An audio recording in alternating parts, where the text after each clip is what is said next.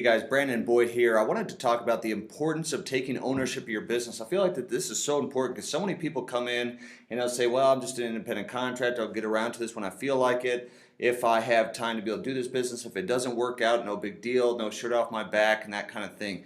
The importance of taking ownership of your business. You are the CEO of your business. Okay, it's going to rise and fall based upon how you approach it and the actions that you take. So there's a couple keys. And I want to share these keys with you that I've done for the past 16 years that have helped me become successful as an entrepreneur and as a business owner. And the first key is why communication is so important with your team. See, communication is very similar to, if you think about a relationship, if you're married or you have a significant other, girlfriend, boyfriend, or whatever, if you don't communicate or that you don't communicate well, you're not going to have a relationship.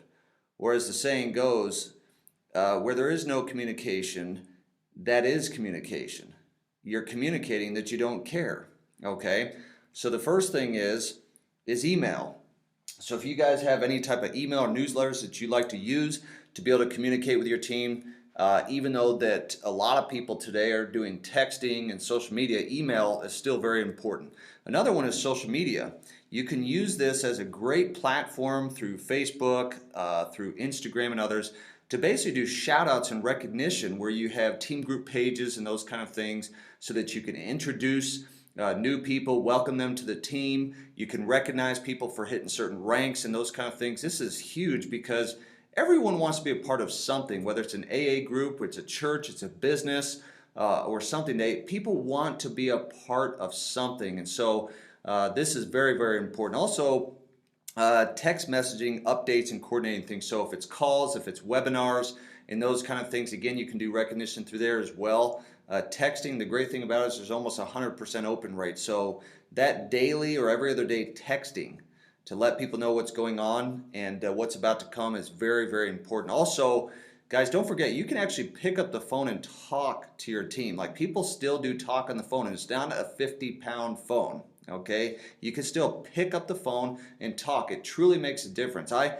rarely know anybody who is a top income earner of any company that does it just by social media, that does it by sending out emails and text messages. They actually do talk to people. If you truly want to build something that is long lasting, you're going to want to actually talk to them, especially your leaders. Now, key number 2 is scheduling your day in advance.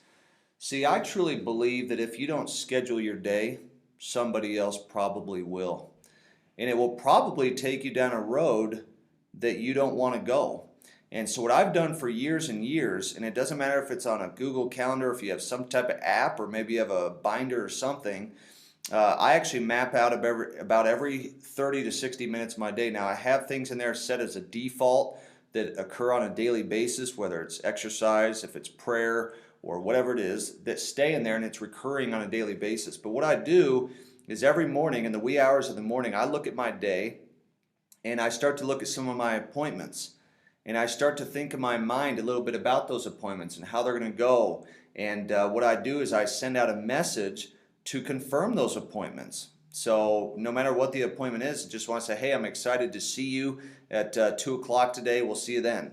That way that you're confirming the appointments and always setting up new appointments. So scheduling your day in advance. Guys, if you're not doing this right now and you say, hey, I'm not one of those people, I don't really like to have a calendar and stuff, I'm telling you, you're not getting as far as you could be if you were a little bit more organized. And this will also keep you on point and set aside distractions, because there's going to be all sorts of people in your life that will come to you and they will distract you from your day and your goals. In fact, it will happen very, very easily. All right.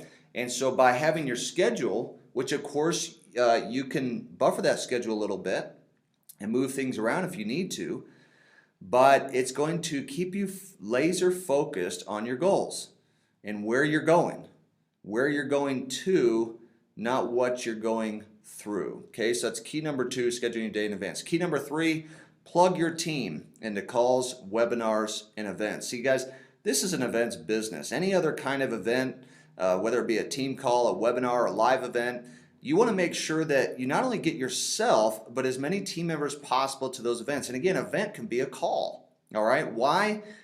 because you will flat out make more money, period. All right, here's an example, and this is by Eric Worre. All right, he said, for every person that you bring to a live event, any kind of live event, you will earn, on average, about an extra $1,000 per year in income, according to Eric Worre. So, for example, bring 20 people, make approximately an extra $20,000 a year. I know that that's the case because the top leaders and income earners that I see at different events, they typically have the most people there. All right, and so these calls, these webinars, these live events are absolutely critical to you having success. If you're the only one that's ever showing up, it's going to be hard for you to increase your income. So let people know about the importance of being on these. It's just like in sports. If you played sports and you said, hey, I want to be on the team, but I only want to show up Friday for the game. If you don't show up to practice, you're probably either going to be on the bench or not on the team, period. And so being a part of the practices, which is what these are, is what sets the stage for the event. For example, Evander Holyfield, he didn't become a champion in the ring. He was merely recognized in the ring. What he did is he showed up to practice day in and day out. You guys got to do the same, okay? Number 4 is creating tools and get the team to use the tools. So, a couple things. You either create, which of course has to be company compliant, or use company tools or tools from other leaders, videos, websites, scripts, etc. Okay? Don't reinvent the wheel. Find out what's actually working, all right? And so you want to make sure that you don't come in and say, okay, I'm going to spend the next 30 to 90 days putting together all these tools. Find a mentor who's where you want to be and follow them. If it's not the person who enrolled you, then find someone who is a part of the business that is succeeding, find out what they're doing, and use that same type of system. All right? Don't reinvent the wheel. Don't waste your time doing all that stuff yourself. See, the great thing about a tool is it runs 24 hours a day, 7 days a week. And your job is simply to point people to a tool to do the talking for you. Again, remember, you are the messenger, not the message. You're the movie trailer, not the movie. You're the professional inviter. You invite people to see the deal without actually having to explain the deal. Okay? The more that you can do that, I'm telling you, the more that you're going to duplicate in your business. Always point people to the tool. And again, get them trained immediately and use a proven system to help them do that. This is so important. A lot of people say, hey, I want to skip the training and just get to the making money part. I'm telling you, without the training, you're not going to get the money. Because what's going to happen is when you go down level 1, level 2, level 3, all the way down, you're going to have it absolutely crumble because you have a couple people and a bunch of people come in and just turn it into a money game without any training. All right, so very, very important to put people through the step-by-step training to get them going. You'd rather have them, not pursuing contacting people for several days to actually get training so that they do things properly. And again, they don't reinvent the wheel, but they follow systems. See, the thing about McDonald's that is consistent and what's made them so successful is not the best hamburgers, but every time that you actually walk into their restaurant, the bathroom is always on the right. Have you ever noticed that? Bathroom is always on the right. They're consistent in Arkansas just like they are in Japan. And we need to do the same.